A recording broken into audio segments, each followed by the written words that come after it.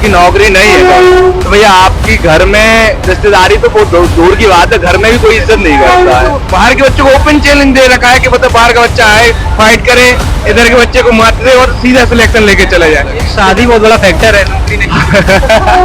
भैया ये बाप अपनी बिटिया नहीं देता। भैया ये तो सबसे बड़ी बात है। रोजगार के मुद्दे से देखी जाए तो सरकार कहीं ना कहीं फेल होती ही दिखाई देती है। एक चीज मैं बोलूंगा क्योंकि आपने जो 45 साल 25 साल में अचीव किया है वो आप एक 25 साल के बच्चे में ढूंढना चाहे कभी नहीं मिलेगा। जब आप शिक्षा के क्षेत्र में आप काम करोगे ना तो बेरोजगारी खत्म होगी तो अपने आप महंगाई दर भी खत्म हो जाएगी। एक विद्यार्थी का धर्म जातिवाद सब उसकी शिक्षा होता है। यूपी में 18 से लेकर 27 और 28 साल तक के बच्चे बेरोजगारी ही थे क्योंकि आज के टाइम में जातिवाद इतना फैला रखा है, वो भी अंधविश्वास की वजह से।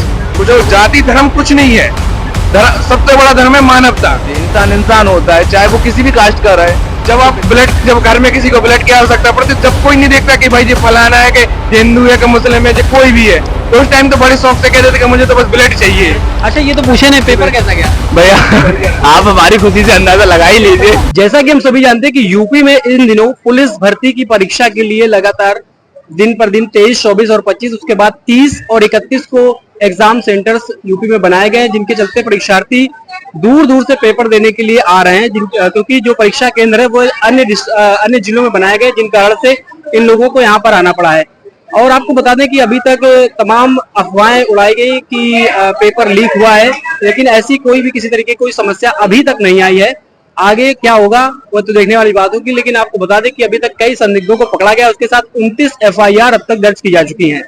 आपको बता दें कि जिस तरीके से यहाँ पर छात्र हमारे बीच है, ये दूर दूर अन्य जिलों से आए हैं और कितनी मेहनत करते हैं और कितनी मेहनत के बाद यहाँ पर आए हैं और उसके बाद यहाँ पर रात गुजारेंगे। किसी का पेपर कल सुबह पाली में होगा या दूसरी पाली में होगा, उसके लिए कितने इंतजार करते हैं। अगर इन अभ्यर्थियों के साथ परीक्षा लीक जैसी समस्याएं आती हैं तो सोचिए किस तरीके से मेहनत करने के बाद इन लोगों पर क्या गुजरती होगी।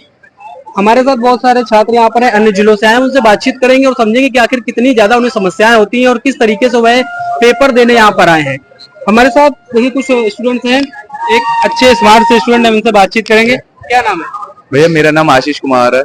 आशीष जी, जैसे कि पेपर चल रहा है इन दिनों, तो पेपर देने आप लोग आए हैं, कौन से जिले से आए हैं? भैया हम लोग ललितपुर उत्तर प्रदेश से आए हुए हैं। ललितपुर से आए। जी भैया। तो जैसे गवर्नमेंट की तरफ से बहुत सारी व्यवस्थाएं की गई हैं, बसें फ्री की गई हैं, ट्रेन में क्या, ट्रेन की जानकारी में क्या फ्री है या कुछ? भैया ट्रेन तो कोई फ्री नहीं है, भागम भाग और इतनी भीड़ भाड़ भरी हुई है। भैया एडजस्ट करके जैसे भी आते हैं तो भाई अब एग्जाम है तो परेशानी तो झेलनी पड़ेगी। और बस का भैया ऐसा है कि इतना दूर है तो भाई बस के साथ ना सफर करना मुश्किल हो जाता है। अच्छा ये बताइए कब से तैयारी कर रहे हैं एग्जाम? भैया हमें 2 साल हो गया कंटिन्यू। जी भैया। इसके पहले जब आपने परीक्षा दी है, लीक हो गई, कैसा लगा? भैया बहुत ही बुरा लगा था। मेरा 17 फरवरी की पहली शिफ्ट में था और मेरे जो मार्क्स थे 119 थे और माइनस मार्किंग करके 115 आ रहे थे, जो कि हमारे रियल स्कोर था। तो मैं बड़ा ही बुरा लगा था क्योंकि जो लीक हुआ था 18 तारीख की सेकंड शिफ्ट का हुआ था।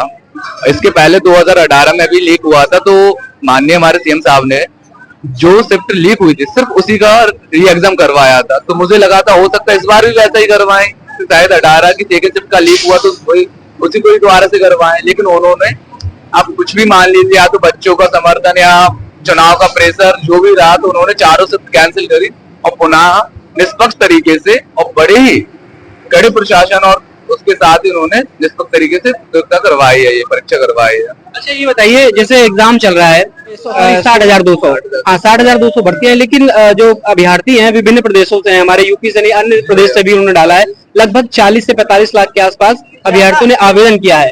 45 एक रेशियो मान के चल रहा है, हम 45 लाख से ज्यादा कह रहे हैं। तो क्या लगता है कितना चुनौती हो जाएगी?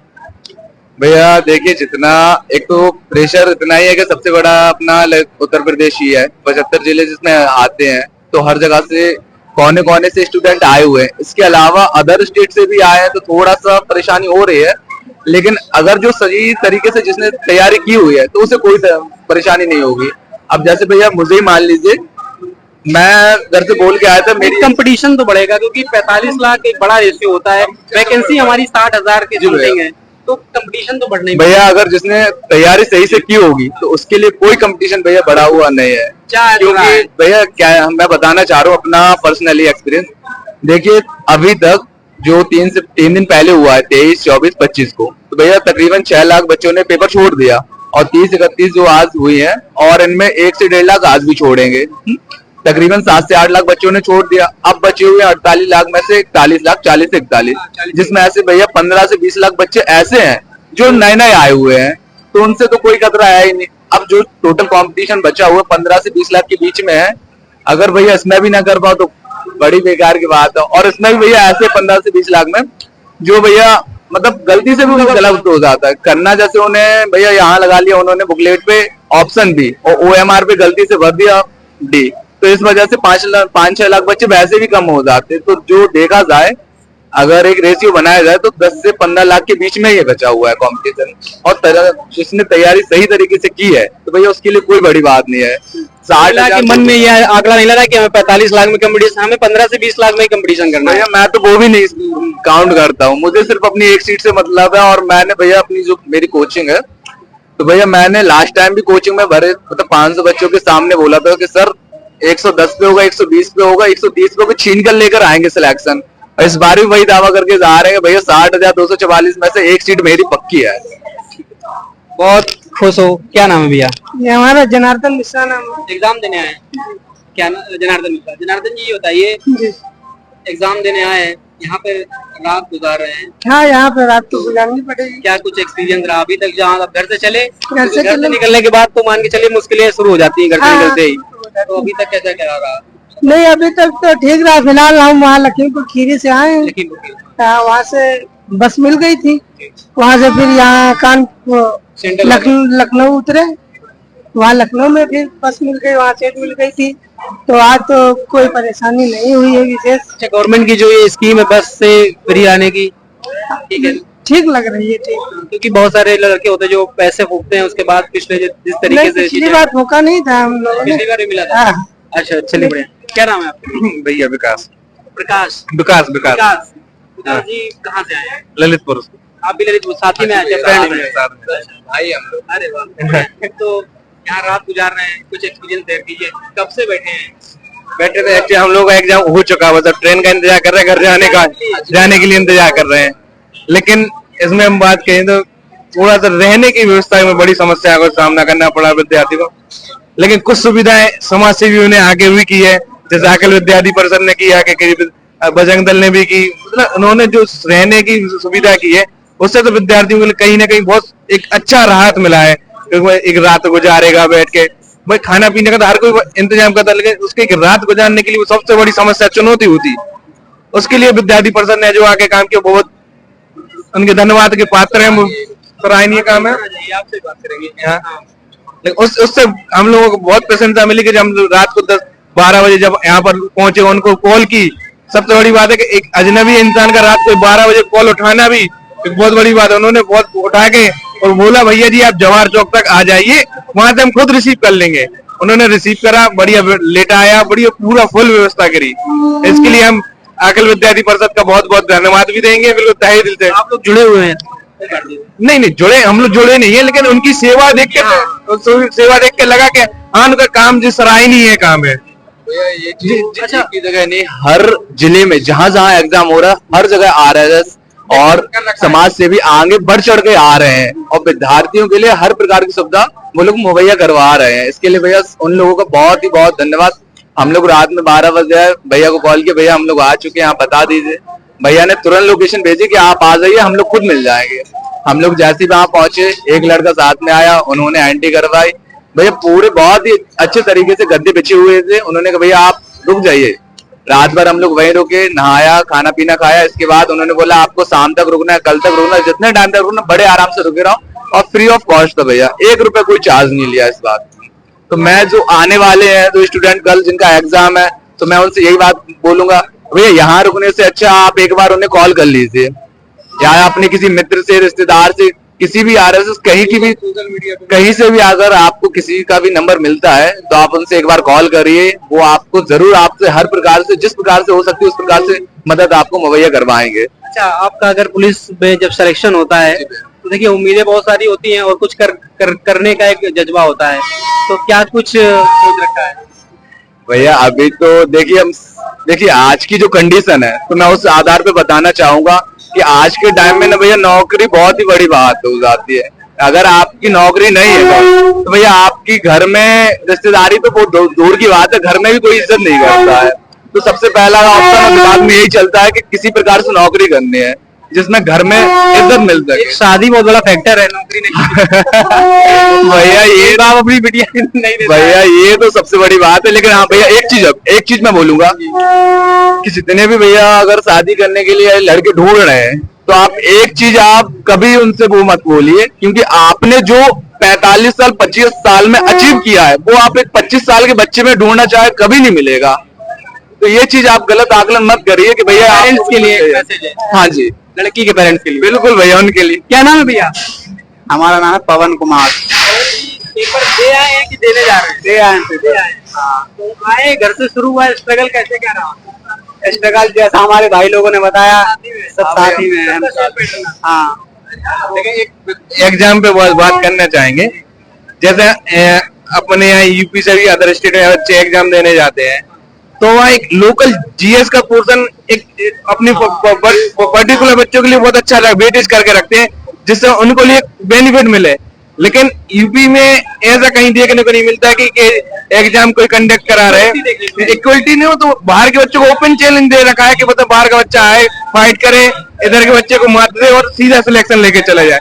जैसे हम लोगों ने पिछली बार अभी एमपी में भर्ती दी थी, हम हमारे 69 नंबर थे।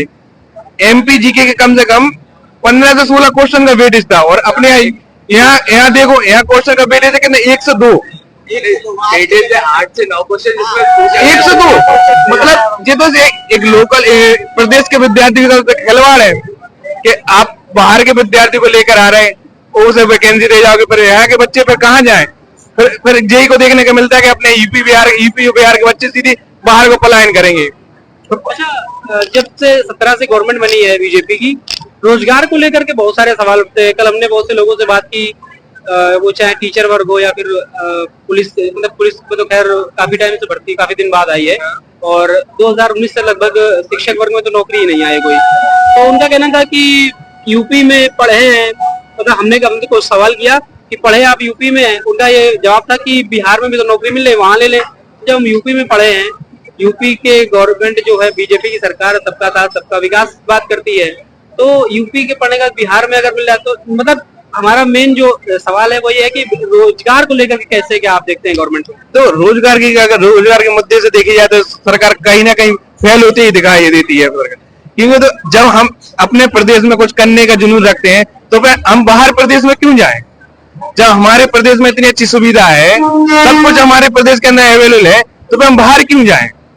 अच्छा, आप सब लोग यहाँ पे सब लोग पढ़े लिखे हैं, सब लोग आराम से। अच्छा, ये बताइए, जिस तरीके से पॉलिटिक्स में देखने को मिलता है कि धर्म की बात होती है, तमाम ये सब बातें कंट्रोवर्सी बहुत ज्यादा होती है, तो इन सबको ना देखते हुए हम लोग को शिक्षा, क्योंकि हम लोग शिक्षा पढ़ रहे हैं, अगर हम लोग कमाएंगे तो ये शिक्षा ही हमारी एक बेस होगा जिसके बेस पर हम लोग कमा खा सकते हैं या अपनी लाइफ फ्यूचर को सेट कर सकते हैं। तो आपको क्या लगता है कि धर्म पर ध्यान देकर के हम ज्यादातर शिक्षा की ओर बढ़नी चाहिए? इससे क्या होगा, आसपास का वातावरण और तमाम चीजें अच्छी हो जाएंगी, लोगों में ह्यूमैनिटी एक रहनी चाहिए। तो क्या धर्म क्या सिखाता है? ह्यूमैनिटी सिखाता है ना, मानवता। तो क्या लगता है कि जैसे वहाँ फैलाया जाता है हिंदू मुस्लिम फलाना ठिकाना तमाम चीजें, हालांकि मीडिया में खूब जम के होता है, तो क्या लगता है आप लोगों को शिक्षा होना चाहिए, उस पर ध्यान देनी चाहिए, रोजगार पर ध्यान देनी चाहिए, महंगाई को कम करना चाहिए? आप लोग पढ़े लिखे, आप लोग क्या सोचते हैं? हमारा तो पॉइंट ऑफ व्यू ये कहना चाहता है, जब आप शिक्षा के क्षेत्र में आप काम करोगे ना तो बेरोजगारी खत्म होगी, तो अपने आप महंगाई दर भी खत्म हो जाएगी। क्योंकि आज आप एक रेशियो देखो तो लगभग से लगभग अपनी 20 करोड़ के करीब जनसंख्या है उत्तर प्रदेश की, यूपी की ओनली 20 करोड़ की जनसंख्या, जिसमें से कम आप मान के चलो 1 करोड़ से 2 करोड़ के वर्ग विद्यार्थी वर्ग है। जो सबसे बड़ा फैक्टर है पूरे भारत में, सबसे ज्यादा विद्यार्थी कहाँ पाए जाते हैं? उत्तर प्रदेश में। और सबसे बड़ी बात तो ये है कि अपने यूपी में 18 से लेकर 27 और 28 साल तक के बच्चे बेरोजगारी ही थे। क्यों? उसका रीजन भी क्या है? अपने यहाँ प्राइवेटाइजेशन है ही नहीं है, मल्टीनेशनल कंपनी ही नहीं है प्रदेश के अंतर्गत। फिर यहाँ का बच्चा बाहर जाएगा, बाहर रहने का रहेगा ही, तो वो धीरे धीरे भाई सर्वाइव कर लेगा, पूरा जीवन भी सर्वाइव कर लेगा। फिर वो कहीं ना कहीं अपने प्रदेश का हिंसा की नजर से देखता है और जातिवाद फैलने का रीजन भी फिर यही हो जाता है। क्योंकि वो जब उसको मजबूरी थी, उसको जो समस्या थी, तो वहां के लोगों ने सहयोग ही नहीं करा। और इसलिए हम कह रहे हैं कि जो जाति धर्म कुछ नहीं है, सबसे बड़ा धर्म है मानवता। जब आप जब घर में किसी को ब्लड की आवश्यकता पड़ती है, जब कोई नहीं देखता कि भाई ये फलाना है, कि ये हिंदू है, कि मुस्लिम है, कोई भी है, तो उस टाइम तो बड़े शौक से कह देते कि मुझे तो बस ब्लड चाहिए। उस टाइम भी तो फिर जातिवाद देखो ना, उस टाइम तो नहीं देखते कि भाई तुम कुछ भी कहीं भी कैटेगरी से आ रहे हो, भाई तुम मुझे जरूरत है तो उसको तुरंत लेने पहुंच जाओगे। युवाओं के लिए फोकस मेन उनका रोजगार का करना चाहिए। युवाओं के लिए सबसे बेस्ट फोकस तो उसका रोजगार ही है। अगर उसके पास रोजगार नहीं होगा तो फिर क्या करे? माँ बाप उसको शुरू से लेके एंड तक पढ़ाते, किस लिए पढ़ाते? कि हमारे एक बच्चे के साथ आस लगी रहती कि कहीं ना कहीं जो नौकरी करेगा, कुछ भी करेगा, कम से कम हमारे बुढ़ापे में एक सहारा बनेगा। मतलब जिस तरीके से हमने बच्चे को पाला, तो कम से कम उससे 50% क्राइटेरिया के साथ तो हमें सर्वाइव कर सके हमारा जीवन। फिर भी लेकिन फिर विद्यार्थी को देखो, आप देखो पूरे स्टेशन में लेटे हुए हैं, तो कम से कम सेंटर बनाए जाए, कम से कम इतने क्राइटेरिया के साथ सेंटर बनाए। जैसे आप लेटपुर से कानपुर सर्वाइव कर रहे हैं, मतलब हमारे मतलब लेटपुर के आज केवल एक ही ट्रेन है, गोरखपुर पुष्पक एक्सप्रेस। पुष्पक अकेली ट्रेन है, अभी इकलौती ट्रेन, मतलब लेटपुर से गोरखपुर यहाँ के लिए। अगर यही सेंटर जैसे हमारे आगरा साइड चला जाता, कोई दिक्कत नहीं। तो मतलब कम से कम सेंटर क्राइटेरिया ऐसा तो होना चाहिए जहाँ से आवागमन का रास्ता अच्छा ज्यादा हो।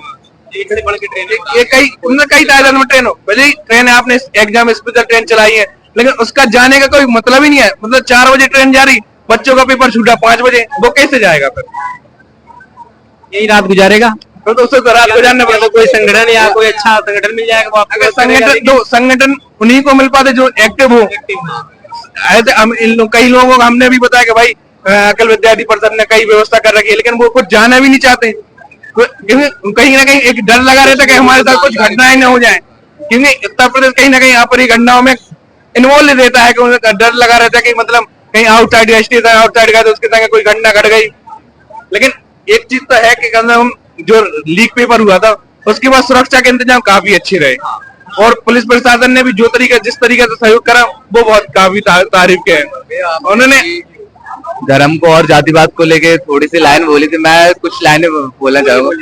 भैया, अगर आप विद्यार्थी जीवन में आए हैं पूरी निष्ठा ईमानदारी के साथ, तो सबसे पहली चीज तो आप धर्म जातिवाद भूल जाइए, क्योंकि एक विद्यार्थी का धर्म जातिवाद सब उसकी शिक्षा होता है।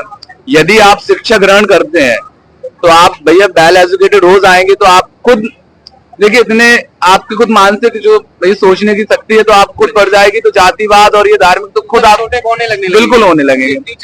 तो हम यही चाहते हैं भैया, सबको यही बोलेंगे कि भैया अगर आप विद्यार्थी जीवन में हो तो इन सब लफड़ों में ना पड़ो, किसी प्रकार की जातिवाद या धार्मिक उसमें ना जाए, आप सिर्फ अपनी पढ़ाई पे फोकस करें, वो ज्यादा जरूरी है। यदि आप भाई एजुकेटेड हो जाते हैं, पढ़े लिखे हो जाते हैं, तो आपको खुद समझ हो जाएगी कि भाई हमें मानव को मानव देखना चाहिए, इंसान को इंसान देखना चाहिए। क्योंकि आज के टाइम में जातिवाद इतना फैला रखा है, वो भी अंधविश्वास की वजह से। कुछ लोगों को इसकी जानकारी नहीं है, कुछ को अंधविश्वास है, कुछ पुरानी पार्टियों पे चले आ रहे हैं। हाँ जी भैया, अगर और आज के टाइम में भैया देखिए मैं बता रहा हूँ, अगर देखिए जैसे एग्जाम देने आ रहे हैं, इनमें से भैया मान के चलिए 60 से 65% बच्चे ऐसे हैं जिन्हें भैया बिल्कुल मन में वही भरा हुआ है जातिवाद का। अरे मैं ना इस कास्ट का हूँ, मैं इसके साथ नहीं जाऊंगा, उसके साथ नहीं जाऊंगा।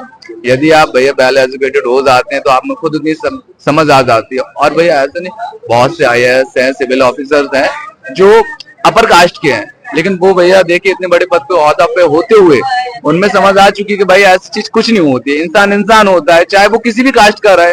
तो विद्यार्थियों को इन सब चीजों में नहीं पढ़ना चाहिए किसी प्रकार के, ना ही अपने भविष्य के साथ कुछ करें, क्योंकि आज के टाइम में अगर आपने एक लाइन बोली तुरंत आपके ऊपर केस हो जाएगा। इससे अच्छा आप अपनी पढ़ाई पे फोकस करें, वो ज्यादा बेटर है भैया। हमारे साथ कुछ युवा हैं जो एग्जाम दे करके आए हैं। अच्छा, ये तो पूछे नहीं पेपर कैसा गया भैया? आप हमारी खुशी से अंदाजा लगा ही लीजिए, जब हमने चैलेंज करके बोल रहे हैं कि एक सीट हमारी पक्की है, तो फिर अच्छा ही गया होगा भैया। अब वर्दी पहन के मुलाकात हो आपसे, उम्मीद जब भी हो। तो हमारे साथ युवा थे जो कि पुलिस भर्ती के लिए पेपर देने आए थे, और उनकी संगठन जो संगठन है ABVP उन्होंने मदद करी, और बड़ा अच्छा लगा जिस तरीके से इनकी चेहरे की मुस्कान है। तो कॉन्फिडेंस तो खैर लग रहा है, क्योंकि जिस तरीके से जो कॉन्फिडेंस से कॉन्फिडेंस से ही झलक जाता है कि बच्चे का होगा। तो इनको आगे के लिए शुभकामनाएं, और जिस तरीके से इनका स्ट्रगल है वो सब आगे चल के सफल हो जाए। कैमरामैन मुकेश के साथ अनुज, UP वाइस न्यूज, कानपुर।